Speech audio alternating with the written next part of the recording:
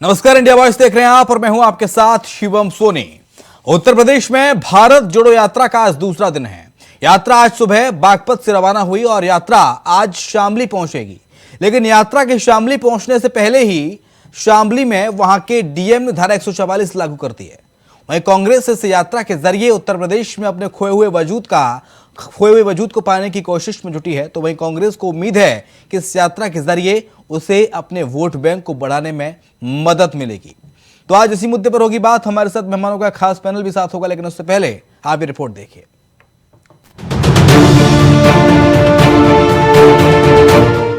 कांग्रेस की भारत जोड़ो यात्रा देश के सबसे बड़े सूबे उत्तर प्रदेश में पहुंच चुकी है। यूपी में राहुल गांधी भले ही 3 दिन की यात्रा करें, लेकिन कांग्रेस के पुराने और कोर वोट बैंक को साधते हुए जरूर नजर आ रहे हैं।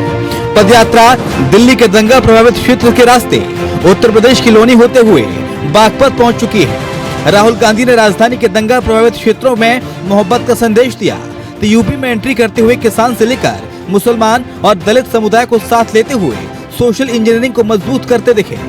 राहुल गांधी की अगुवाई में भारत जोड़ो यात्रा दिल्ली के दंगा प्रभावित इलाकों के सीलमपुर, वेलकम, जाफराबाद, कबीरनगर और मौजपुर होते हुए यूपी में लोनी के लिए निकली।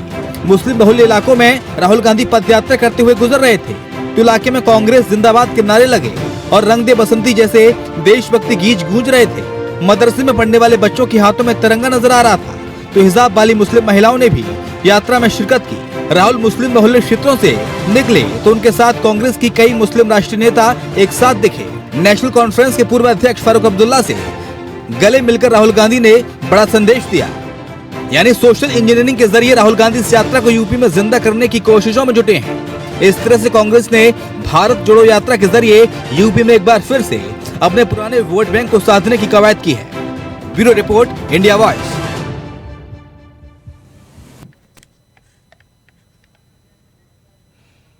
तो भारत जोड़ो यात्रा आज शामली पहुंचेगी थोड़ी देर बाद, लेकिन शामली पहुंचने से पहले ही भारत जोड़ो यात्रा को लेकर वहां के जो डीएम हैं शामली के, उन्होंने धारा 144 लागू कर दी है।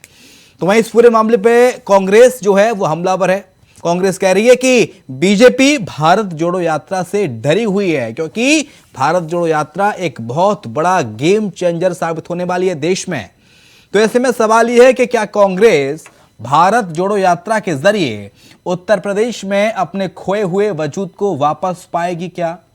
साथ ही सवाल यह भी कि भारत जोड़ो यात्रा से क्या कांग्रेस को जो जन समर्थन मिल रहा है, जो अपार जन समर्थन की बात राहुल गांधी और कांग्रेस पार्टी के बड़े बड़े नेता कहते नजर आते हैं, क्या वो अपार जन समर्थन वोटों में भी तब्दील होगा क्या? क्योंकि हमने 2019 में और 2022 में हाल ही के इन 2 चुनावों में, लोकसभा और विधानसभा चुनाव में कांग्रेस पार्टी का हश्र देखा है कि क्या हश्र हुआ था। हालांकि 3 दिन का समय ही तय किया क्या, मुकर्रर किया क्या कांग्रेस पार्टी ने भारत जोड़ो यात्रा को लेकर। तो क्या 3 दिन में एक अच्छी खासी लोकप्रियता, एक अच्छा खासा वोट बैंक बटोरने में क्या राहुल गांधी कामयाब हो पाएंगे? क्योंकि बीजेपी आरोप लगा रही है कांग्रेस की भारत जोड़ो यात्रा पर कि यह महज दिखावा है। बीजेपी कह रही है कि कांग्रेस पार्टी राहुल गांधी की ब्रांडिंग कर रही है, राहुल गांधी की ब्रांडिंग में जुटे हुए हैं कांग्रेस पार्टी के नेता। यह सीधा आरोप भारतीय जनता पार्टी का। लेकिन सवाल यही कि धारा 144 उत्तर प्रदेश के शामली में लगाने की नौबत आखिरकार क्यों आई, आज इस विषय को भी हम जानने की कोशिश करेंगे।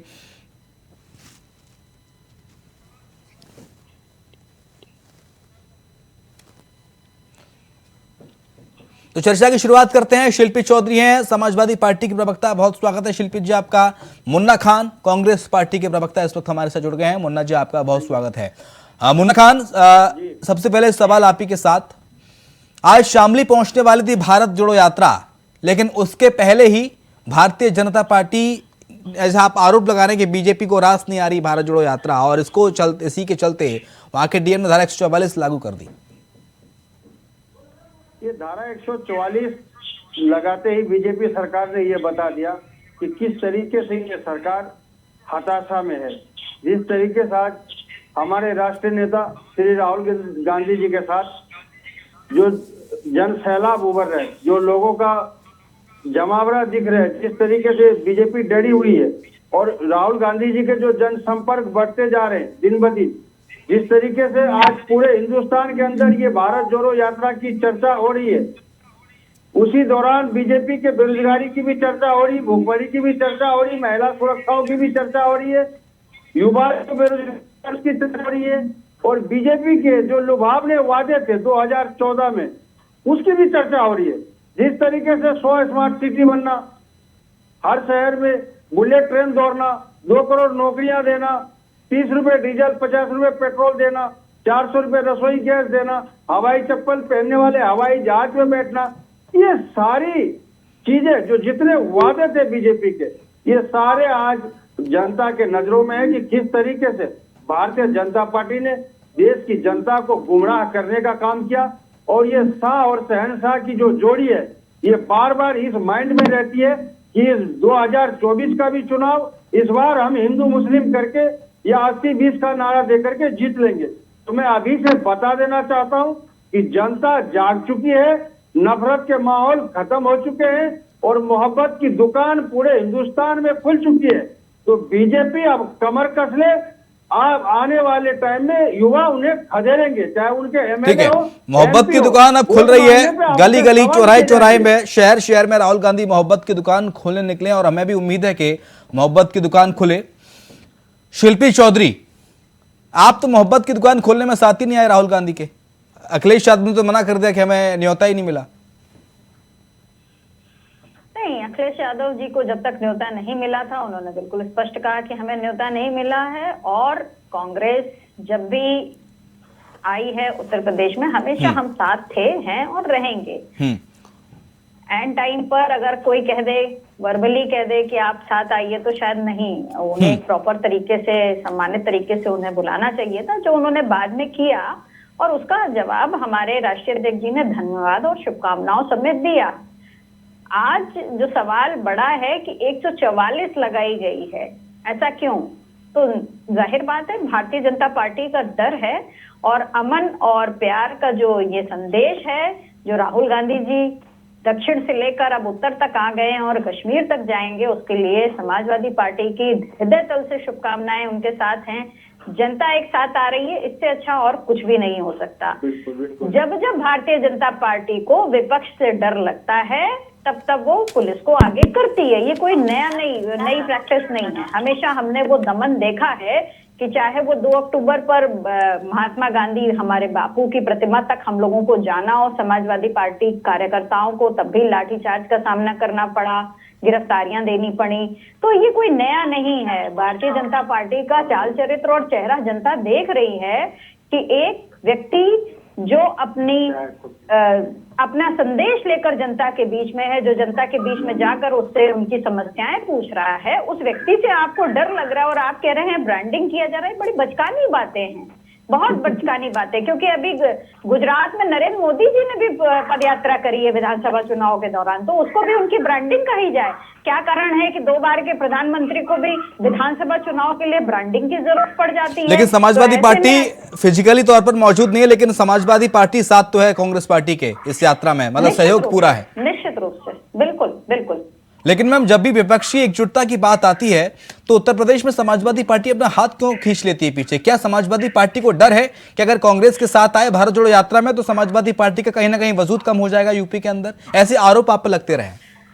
नहीं, आरोप लगाने को तो बहुत सारे आरोप लगते हैं। लोग कहते हैं अब ये होने वाला है, वो होने वाला, उससे कोई नई बात नहीं, आरोप लगाना। लेकिन ये कांग्रेस भी जानती है कि समाजवादी पार्टी हमेशा फासीवादी ताकतों के खिलाफ मजबूती से खड़ी रही है और उसके साथ जो भी पार्टी आई है उसने उसका स्वागत किया है। हमारे पिछले 2 अलायंस इसका उदाहरण है। तो ऐसे में ये जो आरोप हैं ये बिल्कुल निराधार हैं और बचकाने हैं। हमें किसी से डर नहीं है। हर पार्टी अपने तौर पर अपना संघर्ष कर रही है और अपने वजूद में अपनी मजबूती से आएगी।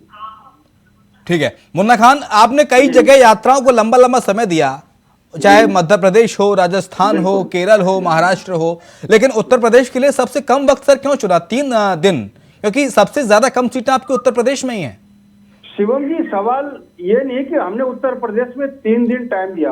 हाँ। अब सवाल ये लेकिन है कि इसके हमें- पीछे रणनीति क्या है? मेरा सवाल यह है मुन्ना खान कि 3 दिन सभाएं देने के चलते कांग्रेस पार्टी का आखिर ऐसी क्या रणनीति रही, किस रणनीति के तहत आपके जो बड़े नेता हैं, शीर्ष नेता है, वो काम कर रहे हैं कि आपने उत्तर प्रदेश के लिए 3 दिन चुने? अब आपके सवाल पूरे हो गए शिवम जी? जी सर। मैं ये कह रहा हूँ कि अब जो भारत जोड़ो यात्रा हाँ। जो समाप्ति होगी कश्मीर में, हाँ उसके बाद दोबारा जो हम यात्रा शुरू करने वाले हैं 60 दिन का, उसमें हाथ से हाथ जोड़ो यात्रा का नाम होगा। वो यात्रा चलेगी दिल्ली से यूपी में, लगभग 18 दिन रहने वाली है। तो कोई भी दल ये अनुमान न लगाए कि यूपी में सिर्फ 3 दिन दिया गया। सबसे ज्यादा जो बड़ा टाइम दिया जाएगा उत्तर प्रदेश में दिया जाएगा, क्योंकि हमारे राष्ट्रीय नेता श्री राहुल गांधी जी और कांग्रेस कार्यकर्ता को टीम को पता है तो कि हाथ से हाथ यूपी जोड़ो यात्रा में भी बड़ा राहुल गांधी रहेंगे, साथ चलेंगे? बिल्कुल बिल्कुल चलेंगे जी। उनका ही उनके नेतृत्व में यात्रा चलेगी, हाथ से हाथ जोड़ो। तो 18 दिन, लगभग 18 दिन के आसपास हम उत्तर प्रदेश में रहने वाले, उसमें लगभग 2-4 जिले ही छूट सकते हैं, नहीं तो हमें पूरे उत्तर प्रदेश भ्रमण करना है। और ये मैसेज देना है कि जो ये देश 80-20 के नारे से नहीं चलने वाला, ये देश लुभावने वादे से नहीं चलने वाला, ये देश शाह और शहंशाह के जोड़ी के तानाशाही से नहीं चलने वाला। ये देश चलेगा युवा के विकास से, ये देश चलेगा किसान के विकास से, ये देश चलेगा महिलाओं के सुरक्षा से, ये देश चलेगा डीजीपी के सुधार से। ये देश जो जिस तरीके से देश का नेतृत्व किया जा रहा है, तो मैं समझता हूँ देश ये 47 एक बात और कहना भूल गया मुन्ना खान, आप को ये भी कह देना चाहिए, ये देश चलेगा मोहब्बत की दुकान से। बिल्कुल बिल्कुल ठीक है शिल्पी चौधरी, ऐसा माना जाता है कि आप भारत जोड़ो यात्रा में इसलिए साथ नहीं आई राहुल गांधी के, कांग्रेस पार्टी के, क्योंकि उत्तर प्रदेश में आपका ही वोट बैंक वही है और वही वोट बैंक है कांग्रेस पार्टी का। दलित, मुस्लिम, पिछड़े, ये आपका वोट बैंक है और यही वोट बैंक कांग्रेस पार्टी का है। इसलिए कांग्रेस कहीं आपके वोट बैंक में सेंध न लगा दे, ये एक डर था समाजवादी पार्टी को और एक वजूद का भी डर था। इस पर सर मैडम आपकी राय क्या है? शिल्पी जी। नहीं, ये निराधार बात है। किसी भी पार्टी का कोई फिक्स वोट बैंक रहने के जमाने अब चले गए। हाँ। अब तो बहुत बड़ी संख्या में दलितों ने जाके भारतीय जनता पार्टी को वोट किया है, मुसलमानों ने भारतीय जनता पार्टी को वोट किया है। तो मुझे नहीं लगता कि किसी भी पार्टी को इस तरीके की गलतफहमी पालनी होगी। कम से कम हमारी पार्टी को ऐसी कोई गलतफहमी नहीं है। हम सभी धर्मों और वर्गों के लिए काम कर रहे हैं और हमारे वोटर सभी धर्मों और वर्गों से हैं। कांग्रेस का क्या विचार है ये तो वो जाने, लेकिन हमारा सभी वर्गों में प्रतिनिधित्व है, सभी धर्म को हम प्रतिनिधित्व देते हैं। हमारी पार्टी में सभी धर्म, जाति, प्रजाति, वर्ग के नेता हैं। तो कोई एक वोट बैंक फिक्स करने जैसी बात, बहुत सारे ओबीसी यादव जो है वो भारतीय जनता पार्टी में चले गए हैं आज की तारीख में, तो हम कैसे इसको ब्लेम कर सकते हैं कि हमारा वोट बैंक खिसक जाएगा। हाँ, कुछ कोऑर्डिनेशन की कमी रही होगी कांग्रेस पार्टी की तरफ से कि वो न्योता जो है वो लेट आया, अन्यथा समाजवादी पार्टी हमेशा कांग्रेस के साथ रही है अच्छे मुद्दों पर। यानी कि न्योता अगर वक्त रहते आ जाता तो अखिलेश मान जाते, आप ये कह रही हैं? मैंने कहा ना कि समाजवादी पार्टी हमेशा कांग्रेस के साथ अच्छे मुद्दों पर उनके साथ रही है और हमारी लड़ाई भारतीय जनता पार्टी से है, ना कि कांग्रेस से है। ठीक है, नीतियों पर भी और वैसे भी। भरत गांधी से जुड़ गया हमारे साथ पॉलिटिकल एक्सपर्ट। सर बहुत स्वागत है आपका इंडिया वॉइस पर।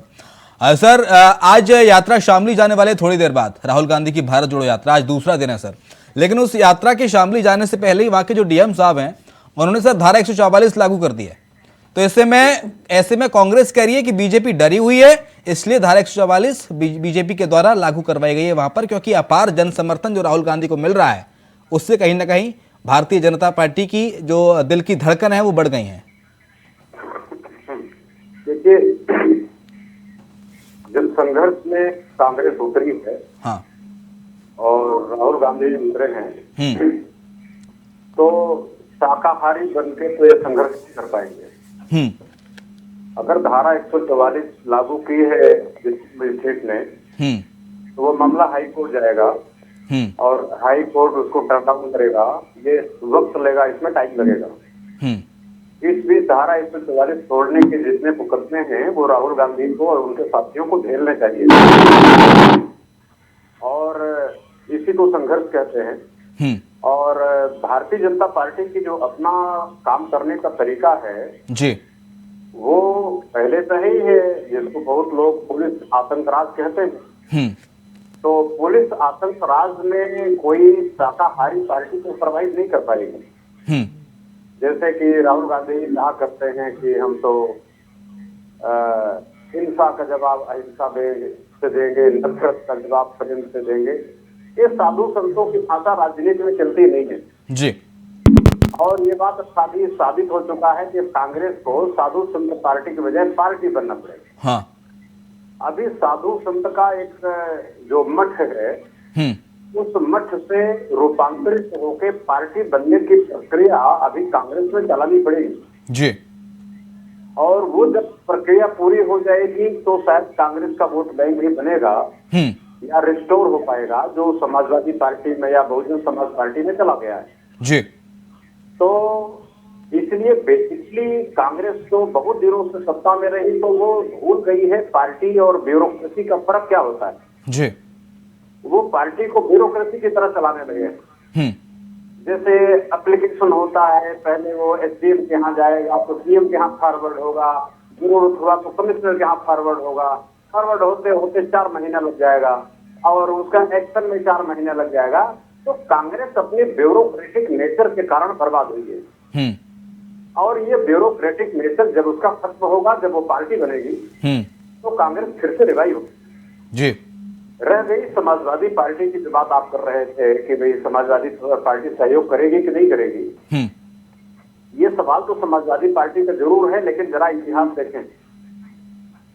जब श्री मुलायम सिंह यादव जी राजनीति में आए तो क्या कह के आए थे? वो ये कह के आए थे कि भारत जो कांग्रेस है, यानी उस जमाने की कांग्रेस की मुखिया इंदिरा गांधी जी जमीन बांटने का आंदोलन चलाई, कानून बनाई और सबके ओबीसी को, एससी एसटी को जमीन मिली, बहुत अच्छी बात जी। और उन्होंने सूदखोरी अधिनियम लागू किया, ये बहुत अच्छी बात है। संविधान में संशोधन करके इन्होंने कहा कि जो संपत्ति मुक्त और लोगों के हाथ में कब्जा है वो अब सरकार लेकर के सामाजिक आर्थिक न्याय में इस्तेमाल कर सकती है। इसके लिए संविधान संशोधन किया। मुलायम सिंह जी, कांसी राम जी जैसे लोगों ने कहा यही अच्छा है। लेकिन कांग्रेस में जो बुरा है वो क्या है? कांग्रेस में ये बुरा है कि कांग्रेस का नेता ब्राह्मण तो जो कांग्रेस का नेता ब्राह्मण है, ये परेशानी तो आज तक चल रही है जी। हालांकि चुनाव करा के खड़गे जी को बना दिया गया पार्टी का अध्यक्ष, लेकिन वो लोग उसको कागजी अध्यक्ष मानते हैं। असली अध्यक्ष तो राहुल गांधी जी दिख रहे हैं। देखो, भीड़ खड़गे के पीछे नहीं है, भीड़ तो राहुल गांधी के पीछे है और कांग्रेस पार्टी राहुल गांधी के पीछे खड़ी दिख रही है, खड़गे जी के पीछे खड़ी नहीं दिख रही है। तो कांग्रेस की अपनी मजबूरी ये है कि वो गांधी परिवार से बाहर नहीं निकल सकती। गांधी परिवार से बाहर नहीं निकल सकती कांग्रेस।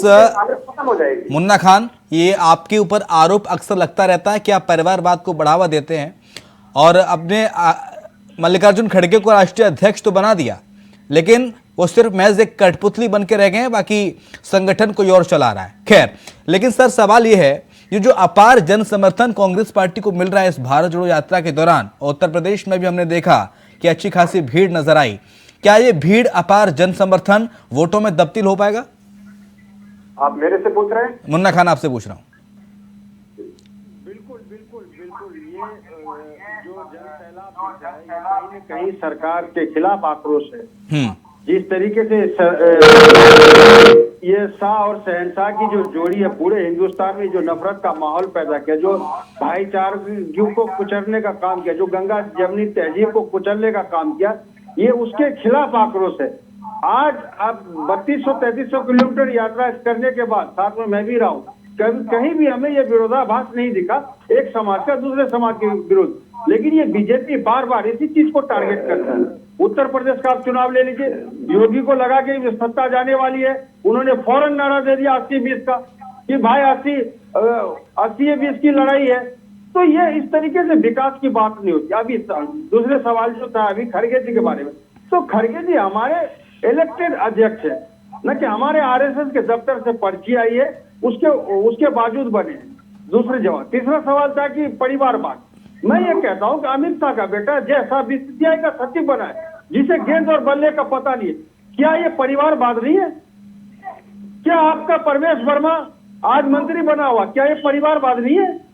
क्या अनुराग ठाकुर आपका मंत्री बना है, क्या इसे आपने प्लेटफॉर्म से उठा के लाया, क्या ये परिवारवाद नहीं है? राजनाथ सिंह का बेटा एमएलए बना हुआ, क्या उसे आपने जंगल से पकड़ के लाया? ये परिवारवाद नहीं है? तो परिवारवाद के लांछन लगाने से पहले खुद के गिरेबान में बीजेपी नेताओं को झांकने चाहिए, बीजेपी के प्रवक्ता को झांकने चाहिए कि लांछन लगाने से पहले खुद तो देखे कि मैं कर क्या रहा हूं। तो सवाल ये रहा, दूसरा सवाल यह कि आज भीड़ राहुल गांधी जी के पीछे बिल्कुल है, वो हमारे नेता है, और राम मल्लिकार्जुन खड़गे जी वो हमारे इलेक्टेड राष्ट्रीय अध्यक्ष है, दोनों में फर्क है। ठीक है भरत गांधी सर, देखिए ये बात तो माननी पड़ेगी सर कि राहुल गांधी की जो यात्रा शुरू हुई कन्याकुमारी से, हमने देखा डे वन से जो जन समर्थन था, यात्रा में एक जन सैलाब उमड़ा था, भीड़ थी लोगों की, लोगों का अपार प्यार मिल रहा था, राहुल गांधी के साथ लोग चलने के लिए किस तरह से बेताब थे, और तकरीबन 3000 किलोमीटर यात्रा सर अब तक चल चुकी है, और डे वन से लेके आज के दिन तक भीड़ वही बरकरार है, यानी सर जन समर्थन तो अपार मिल रहा है। तो क्या लगता है, क्या ये भरत गांधी सर भारत जोड़ो यात्रा कांग्रेस के लिए कोई बहुत बड़ा गेम चेंजर साबित होने वाली है क्या आने वाले समय के लिए?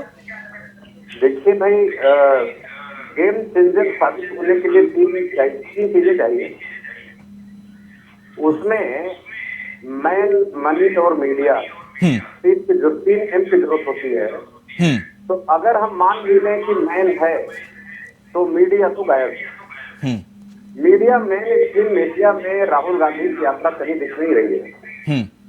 और ये आप जैसे चैनल हैं जो लोग वाकई अभी तक पत्रकारिता का दामन पकड़े हुए हैं जी, और कुछ और भी, हम ऐसा नहीं कहते काफी हैं, और भी कुछ चैनल हैं, लेकिन ज्यादा छोटे और मझोले दर्जे के चैनल हैं जो पत्रकारिता वास्तव में कर रहे हैं।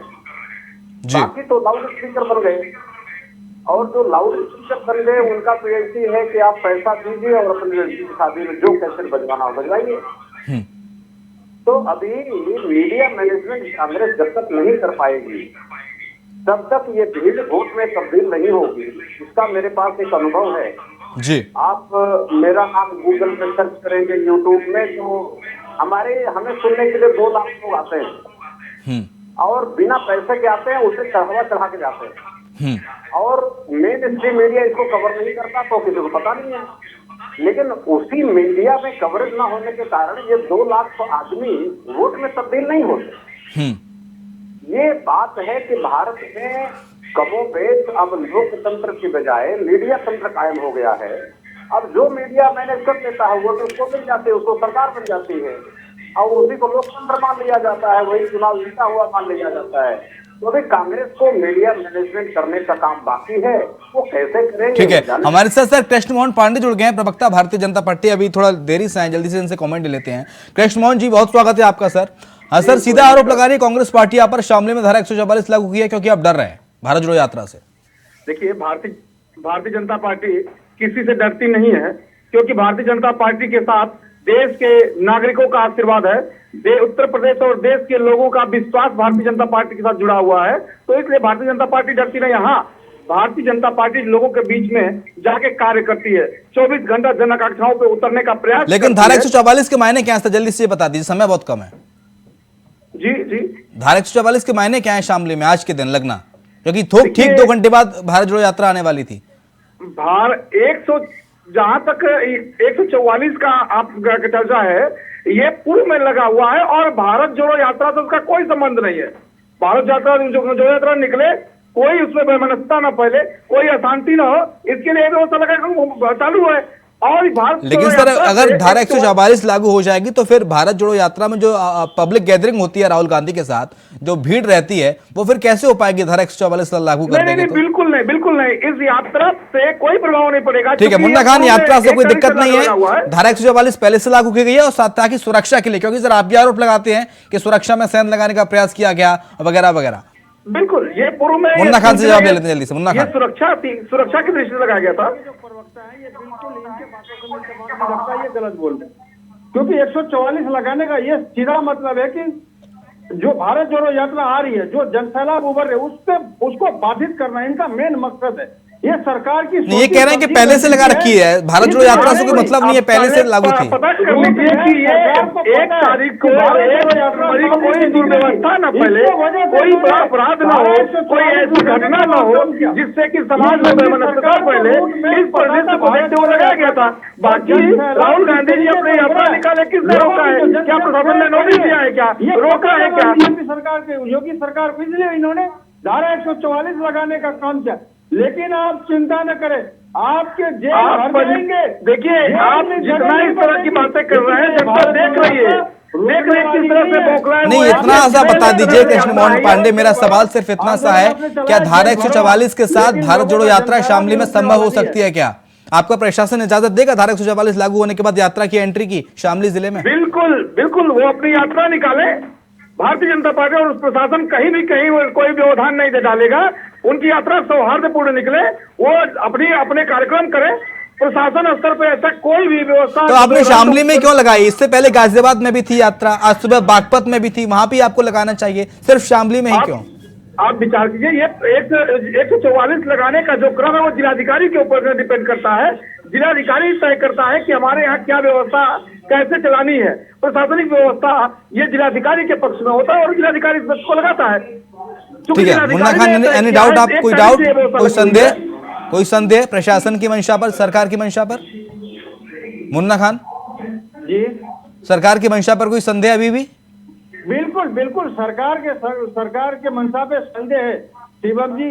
सरकार को रूट का पता था और जितनी भीड़ उमड़ी है वहां पे और उमड़ने वाली थी शामली में, ये एक एक पॉइंट का सरकार को पता था। इसलिए सरकार ने सोची समझी राजनीति के ये सहयोग नहीं, ये यदि प्रशासन को रोकना होता अन्य जनपदों में भी शिल्पी चौधरी का रुख कर लेते। शिल्पी चौधरी ये धारा 144 लागू की गई है, वो सुरक्षा के लिहाज से लागू की गई है, इससे यात्रा का कोई लेना देना नहीं है दूर दूर तक, साफ कह रहे हैं कृष्ण मोहन पांडे, प्रवक्ता भाजपा। भारतीय जनता पार्टी के प्रवक्ता, प्रशासन का काम है कि वो चीजों को मैनेज करे, ना कि वो 144 लगवाए। 144 की स्थिति में तो 4 से अधिक लोग नहीं इकट्ठा हो पाएंगे और अधिकतम 15 लोग। तो आप क्या करना चाह रहे हैं? आप कौन सी सुरक्षा देना चाह रहे हैं? आप मान चुके हैं मुझे लगता है कि वो अक्षम अधिकारी है, यदि कोई यात्रा निकल रही है, यदि कोई विशेष कार्य हो रहा है या ऐसा कुछ भी जिससे कि रोकेगा एक अक्षम अधिकारी ठीक है, वक्त मेरे पास कम है। बहुत शुक्रिया कृष्ण मोहन पांडे आपका, भरत गांधी से जुड़े थे, आपका बहुत शुक्रिया। इसके साथ ही शिल्पी जुड़ी थी, शिल्पी चौधरी प्रवक्ता समाजवादी पार्टी और मुन्ना खान प्रवक्ता कांग्रेस पार्टी। इसी के साथ हमारे इस खास पेशकश में इतना ही। खबरें लगातार जारी हैं, आप देखते रहे इंडिया वॉइस।